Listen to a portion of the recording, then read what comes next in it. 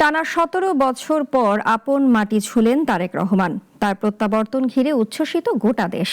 তাকে এক নজর দেখতে দেশের বিভিন্ন প্রান্ত থেকে ছুটে এসেছেন কর্মী সমর্থক ও অনুরাগীরা। তাই তো নেতা কর্মীদের পাশাপাশি সাধারণ জনগণের মধ্যেও দেখা যাচ্ছে খুশির জোয়ার। নানা স্লোগানে মুখর হয়ে ওঠে চারপাশ। তারেক রহমানের প্রত্যাবর্তনকে নেতাকর্মীদের পাশাপাশি সাধারণ মানুষও দেখছেন রাজনীতিতে নতুন আশার আলো হিসেবে। শীত নাই, আজকে আনন্দ দিন। তারেক ভাইকে অনেক ভালোবাসি, বিএনপিকে আমি ছোটতে নিয়ে অনেক ভালোবাসি।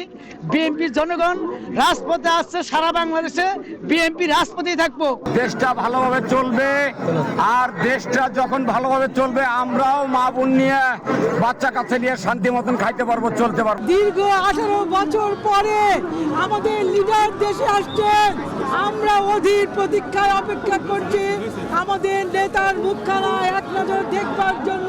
অনেকেই এই দিনের অপেক্ষায় ছিলেন রাজনীতিতে পরিবর্তন আসবে বলে, যা শুধু বিএনপির জন্য না, পুরো দেশের জন্যই একটা ভালো খবর। তারেক রহমান দেশে ফেরার পরে উনি হলো বাংলাদেশের অভিভাবক। এই অভিভাবক যখন বাংলাদেশে আসবে, বাংলাদেশের প্রেক্ষাপট, গণতন্ত্রের প্রেক্ষাপট, দীর্ঘ 18 বছর পরে আমরা যে গণতন্ত্র হারাই ফেলেছিলাম, সেই গণতন্ত্রই আমরা ফিরে পাবো ইনশাল্লাহ। সিলেট কোম্পানিগঞ্জ থেকে এসেছি, তারেক রহমানকে ভালোবেসে এসেছি, এই বিএনপি দলকে ভালোবেসে এসেছি। আজকে আমাদের সেই প্রাণীর স্পন্দন বাংলাদেশে আসছেন, আমরা আসলে অন্তস্থ থাকি অনেক খুশি, যা আপনাকে ভাষায় প্রকাশ করার মতো নয়। তারেক রহমানের প্রত্যাবর্তন ঘিরে রাজনীতির মাঠে যেমন উত্তাপ, তেমনি জনগণের মনে বইছে খুশির জোয়ার। শাশ্বতী সরকার, নাগরিক।